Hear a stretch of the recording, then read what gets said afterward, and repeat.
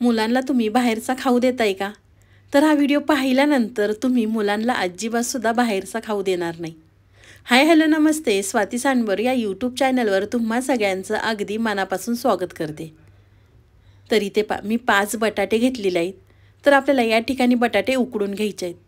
उकडल्यानंतर आपल्याला या ठिकाणी बटाट्याची साल काढून घ्यायची आहे. आज आपण बटाट्यापासून अगदी मस्त अशी रेसिपी बनवणार आहोत. तुम्ही पाहू शकता मी सगळ्या बटाट्यांची साल काढून घेतलेली आहे. साल काढून घेतल्यानंतर आपल्याला किसणीने बटाटा किसून घ्यायचा आहे. आपल्याला या ठिकाणी बारीक किसणीने बटाटा किसून घ्यायचा आहे.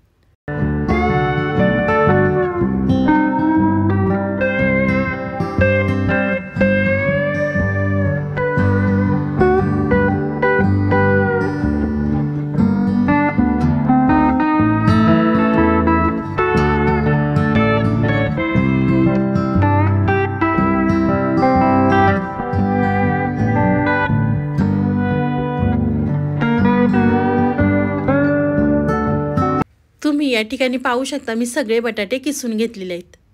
त्यानंतर त्यामध्ये आपल्याला चवीनुसार मीठ घालायचं आहे आणि 1 चमचा आपल्याला या ठिकाणी मिरची पावडर घालायची आहे. जर खूपच लहान मुलं खाणार असतील तर मिरची पावडर स्किप केली तरी या ठिकाणी चालणार आहे. मिरची पावडर घातली की त्यामध्ये आपल्याला 3 चमचे कॉर्नफ्लॉवर घालायचं आहे. 3 चमचे कॉर्नफ्लॉवर घातल्यानंतर आपल्याला हे व्यवस्थित मिक्स करून घ्यायचं आहे.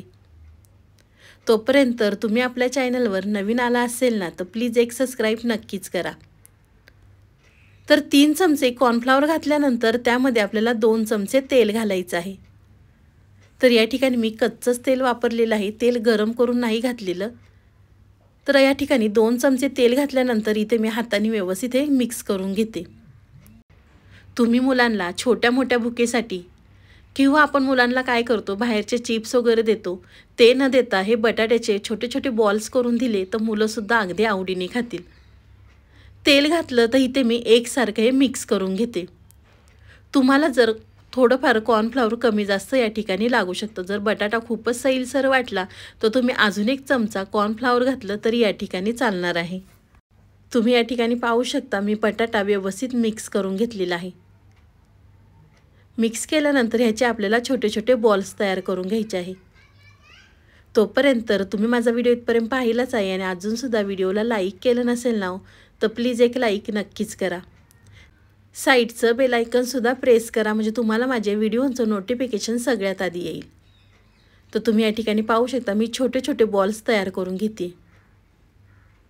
तर अशाच पद्धतीने इथे मी सगळे बॉल्स तयार करून घेते.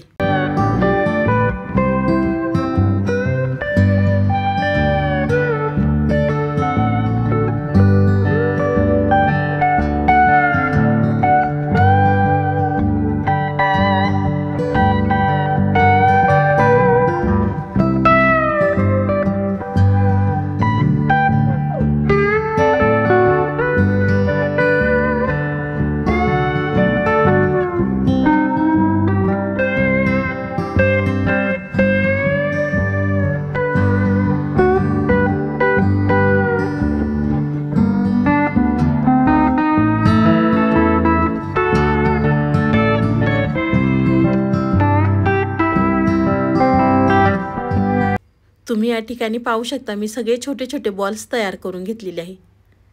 त्यानंतर एका साईडला पॅन ठेवून त्यामध्ये तेल घातलेलं आहे. आपल्याला तेल गरम करून घ्यायचं आहे. तेल कडकडीत गरम झालं की आपल्याला या ठिकाणी गॅस बारीक ठेवायचा आणि त्यानंतर आपल्याला तेलामध्ये बटाटा बॉल्स सोडायचे आहेत.